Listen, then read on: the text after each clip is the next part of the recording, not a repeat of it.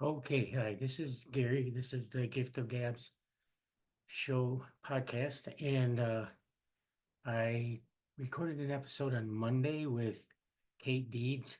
You have her information here on the back. Um, have the audio, but I did not get the video, so I'm gonna leave her contact information up here and let you play it. I hope you like to listen to this. She's really interesting, and it was a good show. So I'm gonna go ahead and start it. And then I'll let you listen. I'll come back later.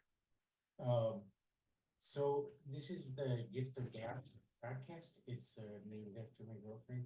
Um, so uh, this is Kate Deeds, who owns Elite Tattoo, and so I'm going to talk to you a little bit about just basic background. You grew up in Nebraska, right? In Omaha, or I grew up in Gretna. Well, so a little. I lived in Waterloo, which is kind of where where State Park is. yeah, Kind of down there. okay, So I kind of lived in the middle. okay. Well, that's kind of, I mean, I was in Chadron for 16 years, and I always told people Chadron was the capital of nowhere because Yeah, it was really far away. Rapid very City was similar. the closest place. So, but I've been in Lincoln now for 18 years, and I like it here. Um, when I was a little kid though, and maybe every little kid does this, is I can remember drawing things. I never painted, but I can remember Right. drawing, like, the only things I was good at drawing was a horse's head and That's what I used to draw. Fred Flintstone. Probably most people don't even know who that is anymore, but the horse's head was pretty good. I never could get the body of the horse to look Right. right. So, but were you similar? Did you draw when you were really young and did start then, or So yeah, when I was little, I was an only child.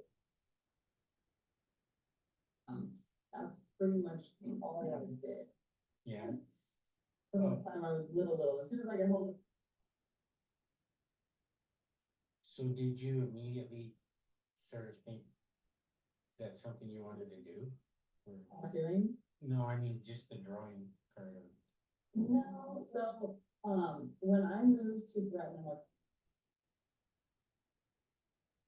I was doing like after school class. And then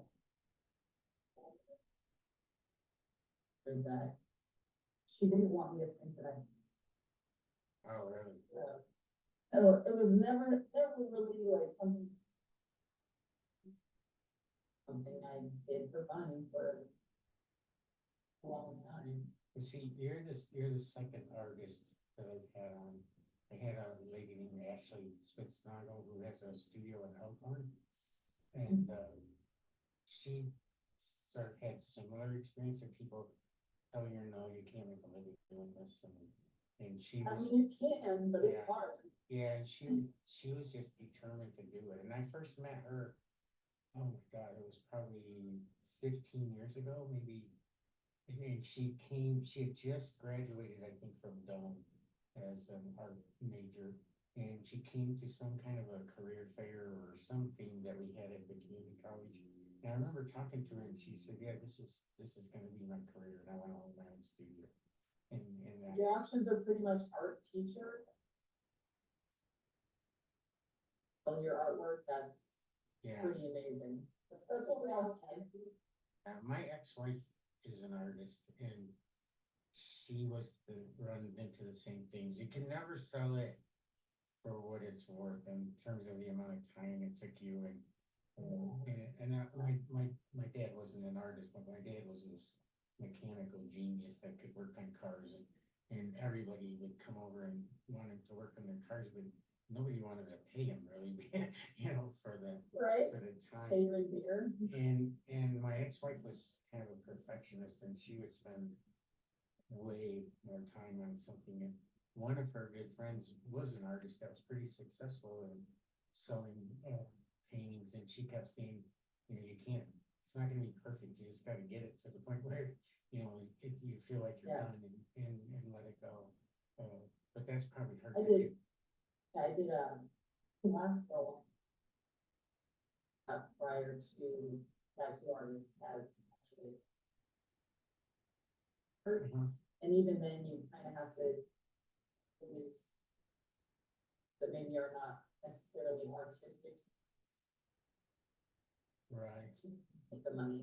So was the attitude the same? Cause you were an art student too, right? Mhm. So was the attitude from the professors or the teachers that also you can't make a living at this? Yeah, I would say push through that. And that tattooing was never thought about until relatively recently. So how long have you been doing that? 3 years. Oh, okay, okay. Yeah. So, was it, the result of getting tattooed or is that what first? Say that again.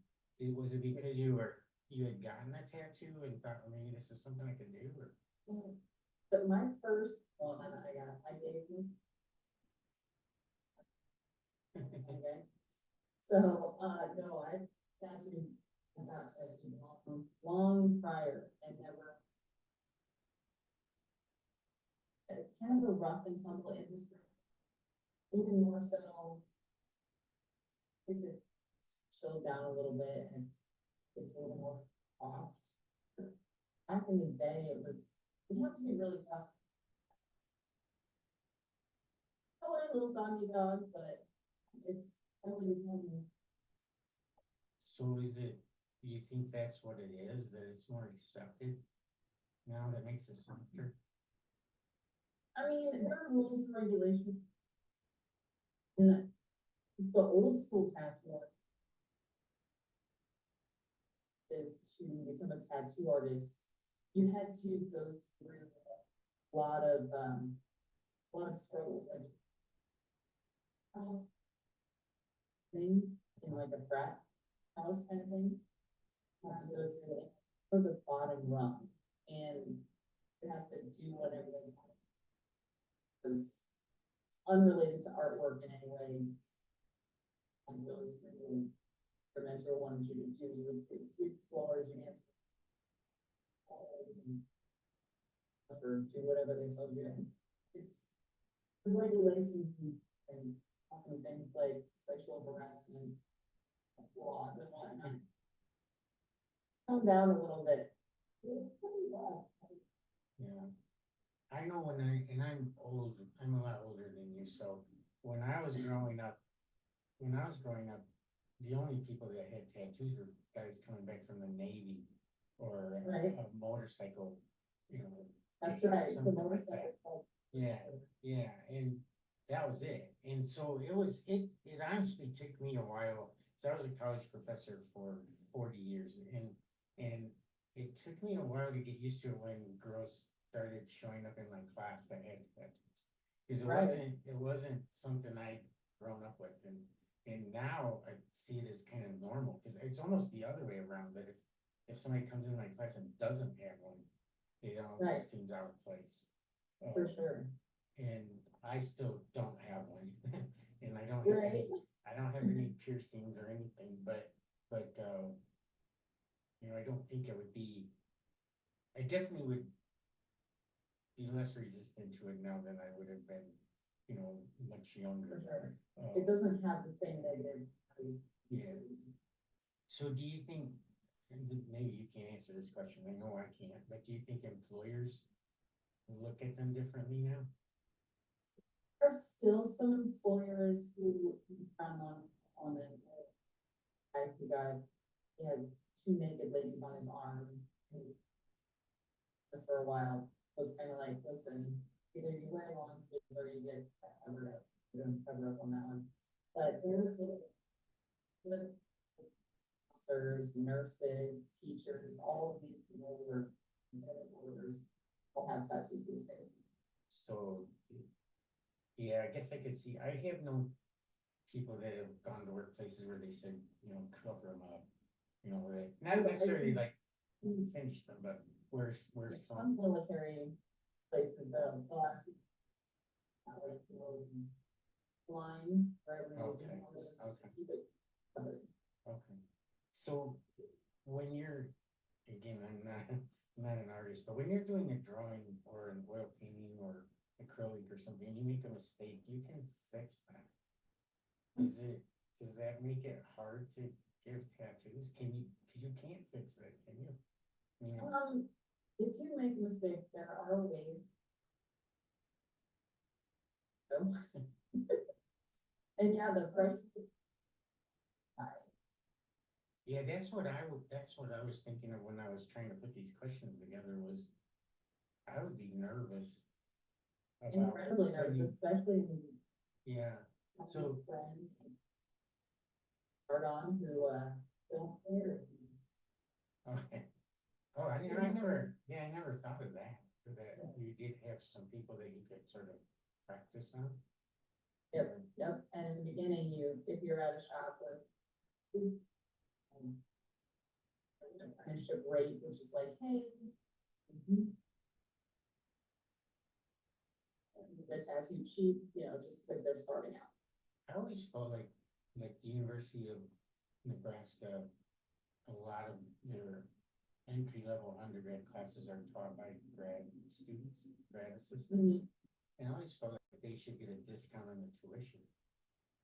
Yeah, that would Because, be all right. because those grad students are getting paid $1,000 a month or something, you know, and they're teaching the classes that, I mean, everybody thinks, oh, that's an entry-level class, but if you don't understand that stuff, the upper level classes don't make sense.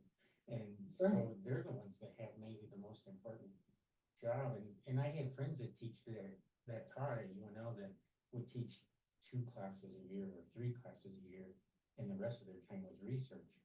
And that's one of the reasons I never wanted to teach at a bigger school, because I wanted to teach and, Right. I wanted to be in class, and I didn't really care as much about the research part of it, but and then the school thought it was a really dumb idea when I brought it up to them, that they should charge less for, Sometimes new ideas are hard to stomach. but, so you do your own stencils, right? So does every artist do that, or do they buy Yeah, them? so typically industry standard. Put up, and then you just print it off, and you have a stencil printer, so you can. Go right there, and then if you need to resize it or. Basically, it's just printed on tissue paper. So do you do it in like a Photoshop, or what do you use? Procreate on, Okay. not every artist uses that, but it, I don't know, like drawing it up So by when, hand. so when you first start, do you have a book sitting there for people to look at that are all your drawings, or do they come in and request something? Yeah, we still have a book, we call it a flash book. Most people, I would assume, will probably have some idea what they want. That, Yes, I would say many people will actually already have an idea of what they want, and it's kind of customized to you, and there's not so many right. copy and paste. Things out there. So if I came in and I had an idea of what I wanted, are you sketching that out in front of me? Or are you, I mean, typically,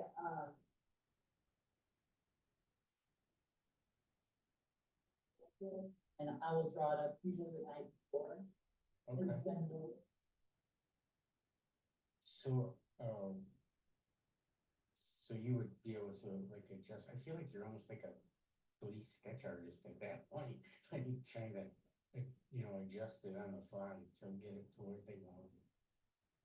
It's not too bad most of the time. If something's like this is absolutely not what I want, then on it, especially with technology, is they just text back and forth or call. Hey, this is how I wanted it. This is gonna change this and that. And it's really, Okay, and most of the time there aren't any.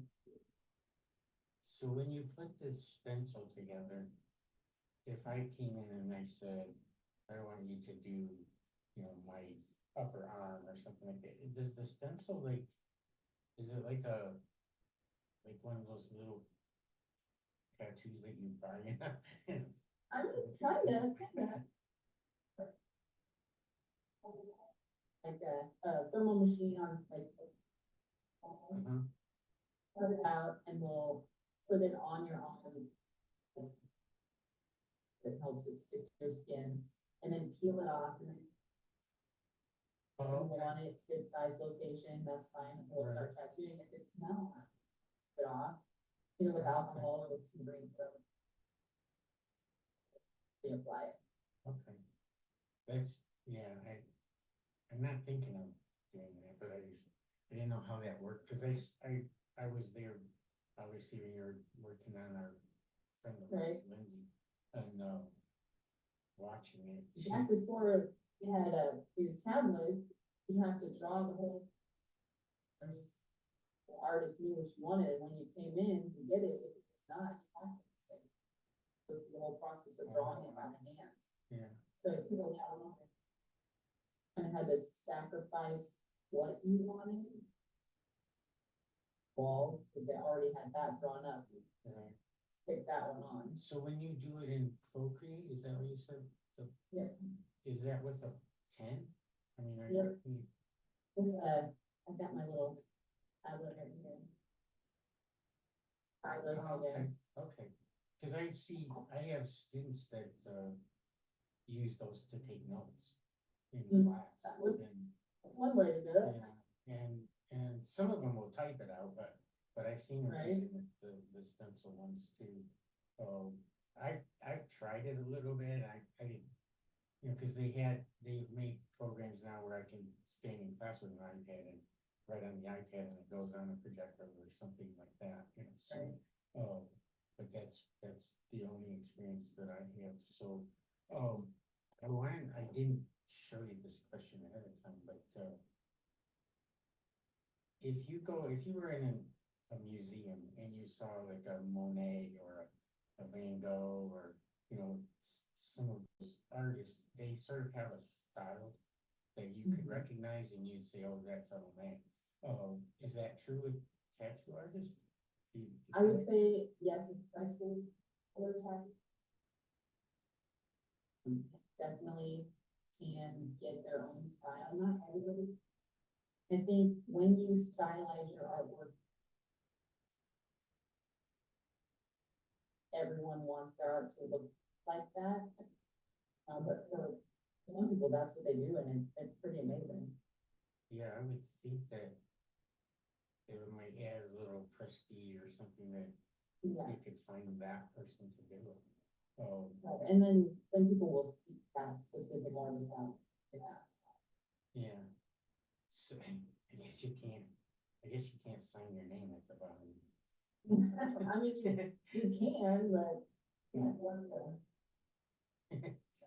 Have you ever thought of doing things like, I lived in Chadron for 16 years, and so 2 or 3 years I went up to the Sturgis rally. Right. And I'm on a motorcycle, but I just go up and look at all the bikes and, but there were always tattoo artists there. Have you ever done anything like that? Gone to anything like that? No, but I've had, well,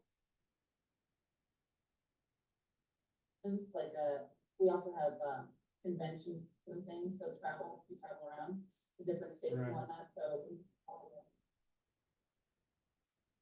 A shop you can work out of, or sometimes and convert it into shops. Oh, wow. So there are a few options. I don't know how legal that is. You have to look at the So- rules and regulations. So the licensing is state by state. Is there any, Sometimes city by city. so is there any reciprocal things, like could you go to Council Bluffs and do something? I'm pretty sure everyone's have to have temporary one if you're only working there for like a week. Okay, cause I know I talked to some people about the Sturgis rally. I met a guy who lived in Sturgis and he had a pole barn that he put up that was basically right in the middle of town. And he only used it for the motorcycle rally for 2 weeks. And he would rent out 20 booths, he'd like section them off and have the booths sitting there for him, $10,000 a booth. So he was making $200,000 in 2 weeks. Let's pay your bills. Yeah. That was his job. He didn't do anything else. Yeah. He worked 2 weeks a year, and when everybody left after the rally, he took it all down, closed down the floor and closed it up for the year. And I mean, so, and I thought, well, if you're gonna do that 2 weeks a year, well, why don't you go to some other motorcycle rallies and buy a pole barn, you know? But I guess if you can only work 2 weeks a year and make 200,000. yeah, it care about depends the on how rest. ambitious are you. Yeah, and then I talked to the Harley Davidson dealer in Rapid City, the manager, and he said, this was way back, this was like in '04, I think. But he said that year, they were the only ones that could sell licensed Harley Davidson shirts. And so he sold t-shirts, and he could buy the t-shirts from Harley Davidson for $10, and he could sell them at the rally for 20. And he sold 60,000 shirts Oh my in God. 2 weeks, made $600,000. He said he made Wow. more selling t-shirts at the rally than he made selling motorcycles at the shop every year. So, Alright. so I That's, guess, that's good to know. yeah. So there's ways, I guess, out there to do it, but so Yeah. so when you get your license, do you have to take, like, I'm assuming like a barber or a hairstylist has to take some kind of an exam, maybe a practicum or something. You have, yeah, you take a written test, you have to have your first aid and bloodborne pathogen, Okay, through like the Red Cross website, okay. and then that's how you're, on the city license, and you get that, or you have to take a test, a written test. So they don't actually have to see you do one, or no? I mean, you're physically there writing it, Okay. but we don't actually have to do two tests. Yeah, that's what I mean, I didn't know if there was anything like that.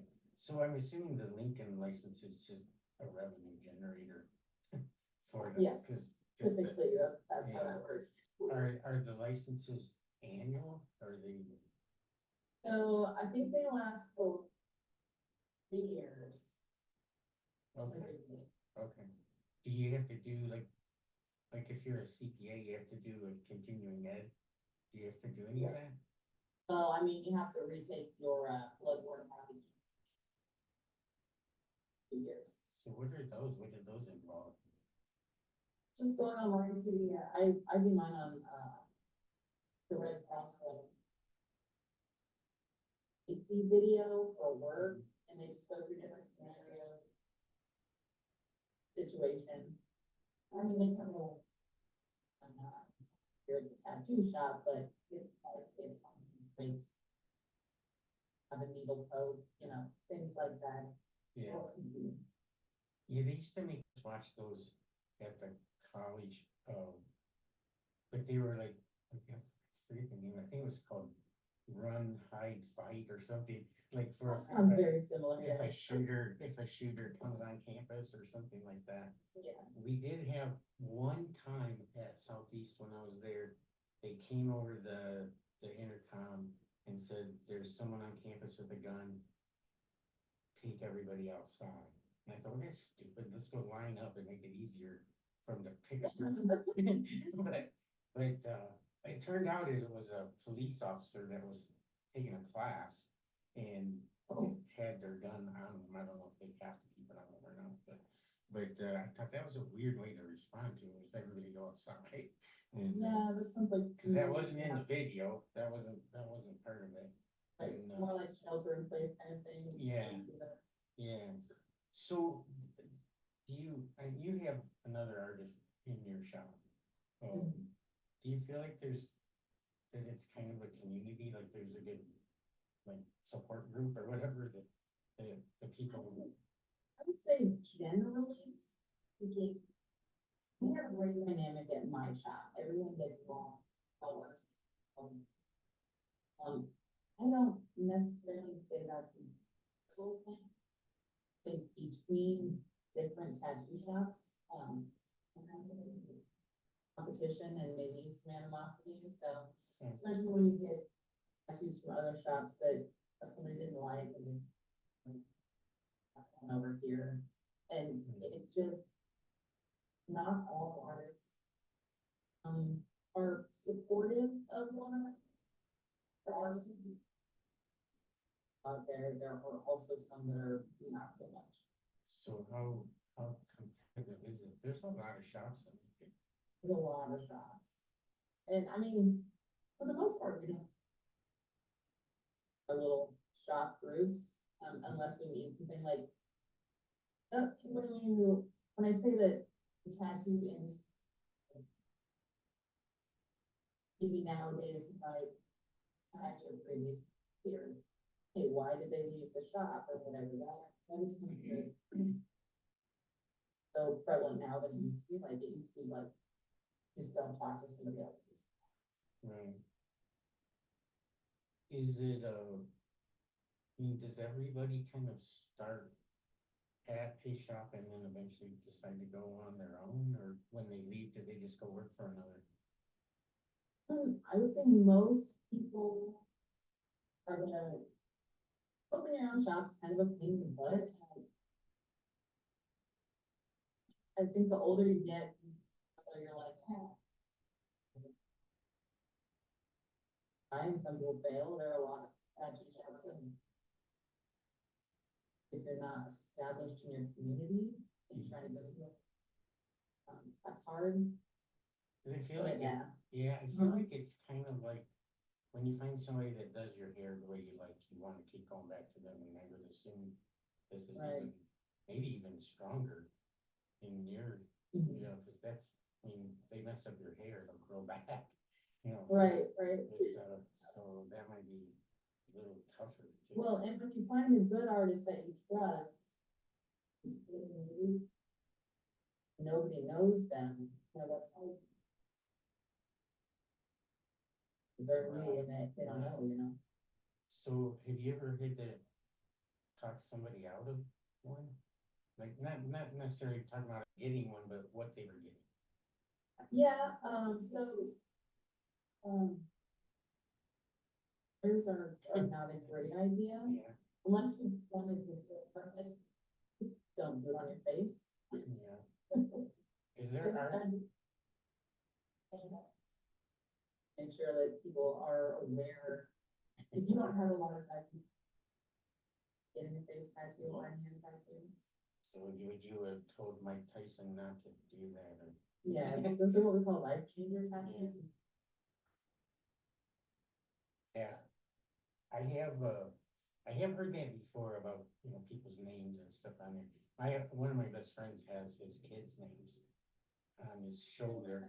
That's different But- because but- you stuck with those. I always give him a hard time about it because he doesn't have his wife's name on the shoulder, but he has the kids on there, so, I think that's okay though. well, and they've been married for 50 years almost. Oh, well, then it's no problem. Probably could now, but, and he didn't Yeah. get those until, I would say he's probably put those on in the last 10 years, you know, something like that, and they're grown, I mean, his son's in his 40s now, so, Well, and that's the thing too, a lot of old people. yeah.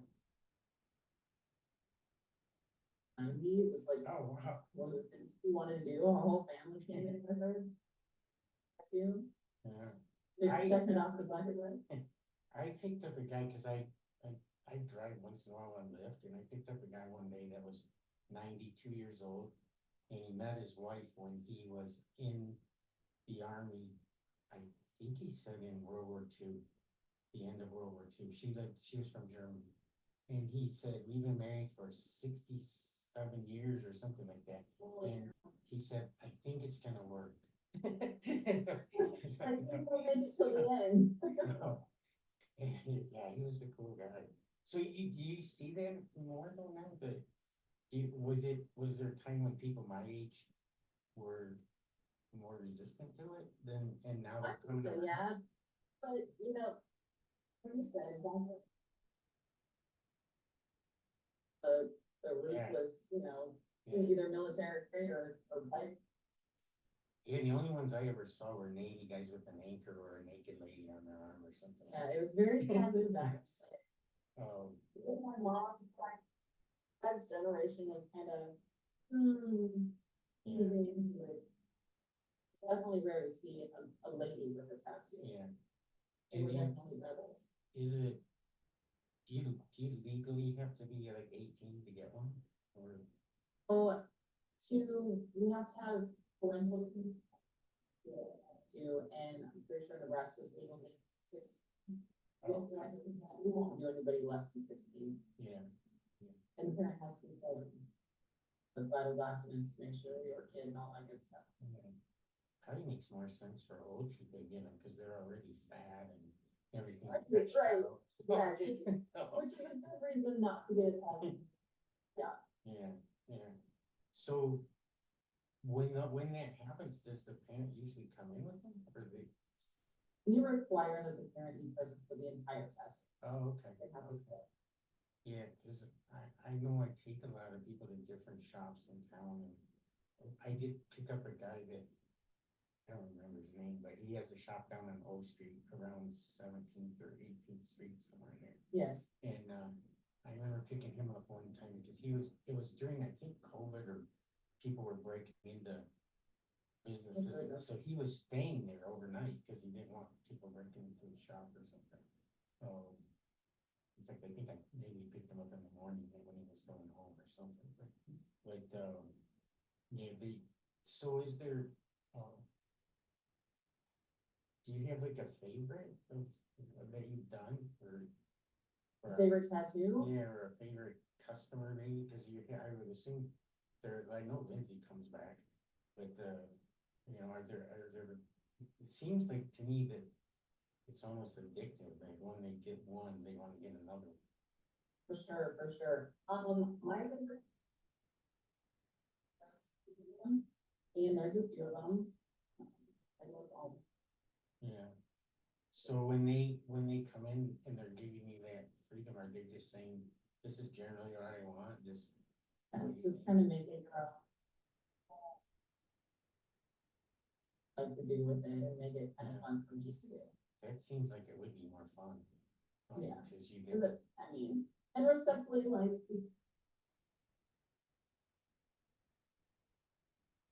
To get, but it is always fun to do.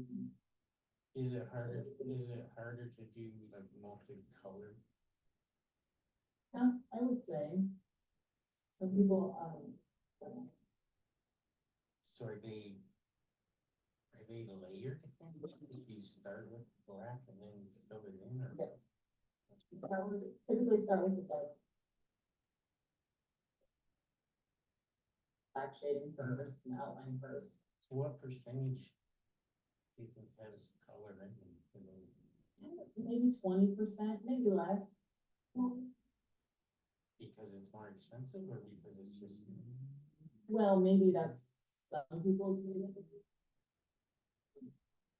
Is more elegant and lasts. Oh, okay, Better. okay. Yeah, that makes sense. I have a It friend, is kind of a nicer classic. one of my friends has his whole calf tattooed with Homer Simpson. Yes. And it's colored and. Yeah, a little more cartoon. Yeah, and I mean, he's actually the son of one of my friends, and so when I met him, he was like 22, and he had already, now he's like 40 or something, with, you know, 3 kids, and he has multiple, so I would assume that most people, because I used to ask students in my class, you know, like, does anybody have one, and they'd raise their hand, and I asked them if they had more than one, and almost all of them would, you know, or else they would say, I'm planning on getting another Right. one, or planning on adding to it, or something like that. Do you have a lot of people that wanna do like the sleeve or? You I know, would say a fair amount. I would say that. My clients do like larger tattoos. Yeah, that seems like, that seems like a lot. And I'm still, you know, I told you it took me a while to get used to it, I'm still not used to the sleeves. You know, that just seems Right. like excessive or something, but, but, you know, it's not on me, so. Do you, what's the thing, I guess, what do you like best about what you do? My, my job is that it's one of the best kind of work on schedule, because I'm all over the year's resolution is like do better on my scheduling. It is nice to, if I need to make an appointment for my kids, or anything, I can take the day off or adjust things accordingly. If I need to come in early, I can, So the most, freedom. so most customers would call you and say, hey, come do that this. And then, Typically. yeah. So let me, before we stop, I do have a few little, I told you I get some like off the top of your head questions, but before we stop, your elite tattoo, right? Mhm. Can you tell us where they find you or? 31st and O, and then dot Lincoln. Okay, okay. So, let me, so I don't take up too much of your time, but let me give you these little questions that I always ask everybody at the end, and it's just first thing that pops into your mind. And I've adjusted them a little bit because I've had volleyball players and business people and, you know, different, so I've tried to make that fit. But the first one is if you could trade places with anyone for one day, who would it be? Any one person? Yeah, I think I'm gonna go with it. Yeah. oh, really? It's not one I've gotten before, so why? Why him? I'd like to see what it's like, Have you been to England? I have not. I've been there. I haven't gone into the palace or whatever. I did go into their estate on, you know, that's kind of west of town, um, which was kind of cool. It's- Oh, John, It's on my to-do list. I would love to see Edinburgh live. Edinburgh's really cool. Yeah. And you know, there's a lot of tours in Edinburgh that you can get on pretty easy. There's lots of castles you can just go in, you know, Right. walk around it. Yeah, Edinburgh's a cool spot. And I like Scotland anyway, but whenever I've gone to Scotland 4 times, and it's always into Edinburgh and then out from there. So, and in Scotland, you can actually rent a car and drive around. I don't know if you want to do that in London. Good to know. It's just, you're on the other side of the car and the steering wheel's on. Right. I said, but Everything that was, flipped off. surprisingly, the driving part of it was easy. What was tough was getting used to looking in the right direction. Like when you come to a stop sign in the US, you come to a stop sign and you look over to your left because that's Right. and they're coming from the other way. And Muscle memory, so yeah. you have every intersection in London, if you're walking on the sidewalk, it says look right, or, you know, telling you to look that way. That's good, yeah. Because it's just habit. You almost step out in traffic. Right? So, hey, well, you said you haven't been there. What's your favorite place you visited or would like to go? See, my favorite place I've ever been.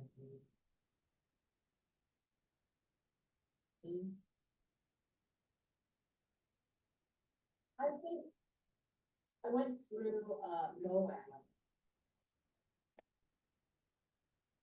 I did not have a lot of time, so I spent the night there. And we went to, the Grand Canyon, but I would like to spend, Yeah. it's gorgeous. Utah's beautiful to drive through. I drove from Grand Junction, Colorado down to the Grand Canyon. And it's a really pretty drive. I mean, I've been to Australia and New Mexico, and I, the place I would like to go back to is Yeah. Utah. Any place you haven't been that you would like to go? I mean, England for sure. Like to go in. Yeah.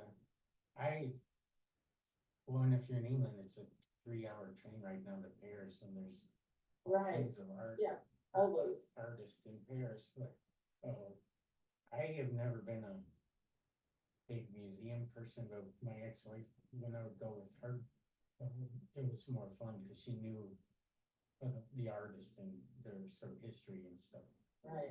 which I. Have you been to Greece? I wanna go to Greece. I have not, that's a place I'd like to go to, so. This is kind of along the same lines, but if you could go back in time and meet any artist, who would you pick? Like Da Vinci. Yeah, cause he was in all kinds of things. Yeah, and he's like an idea guy. Honestly. He's kind of scientific, you know. So Yeah, he was a progressive mind. yeah, he felt like he was way ahead of his time. Yeah. Some of the drawings were like, almost like helicopters and airplanes and Right. stuff now, Right. so. He was a thinker. Yeah, okay, dog person or cat person or neither, or both? I am definitely a dog person. I love all creatures, but Yeah, it's hard to beat a dog. Dog's pretty loyal to you. The thing that I always think of with dogs is and I've had dogs and cats. Right now I have a cat and 5 kittens running around here, but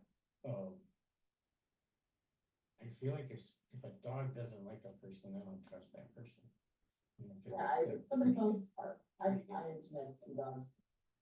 It's not funny, but yeah, it's pretty rare though. I have two, I guess, but agreed. if you weren't doing this as a career, if you weren't an artist, what do you think you'd be doing? That is a good question.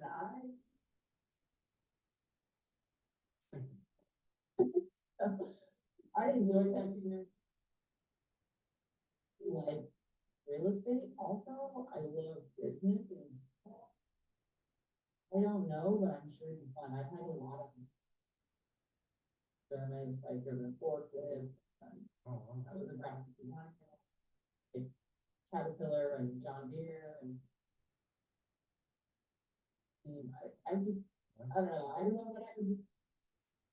yeah, yeah. I always tried to tell students that not to get too hung up on your first job out of college because it's probably not where you're gonna end up. You know, Right. you might go a totally different direction. And I kind of, I mean, I figured out when I was in college that I wanted to be a college professor just because they didn't look too stressed out to me.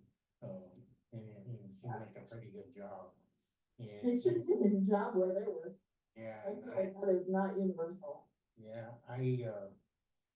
but I loved it. And I think the reason I loved it is I got to be around young people that were, for the most part, optimistic and, Yeah. positive and Yeah. stuff. It was a good environment. And I was really bored. I've had other jobs too, like I was a test driver for Chrysler and I worked in an insurance company. That was exciting. The test driver job was fun.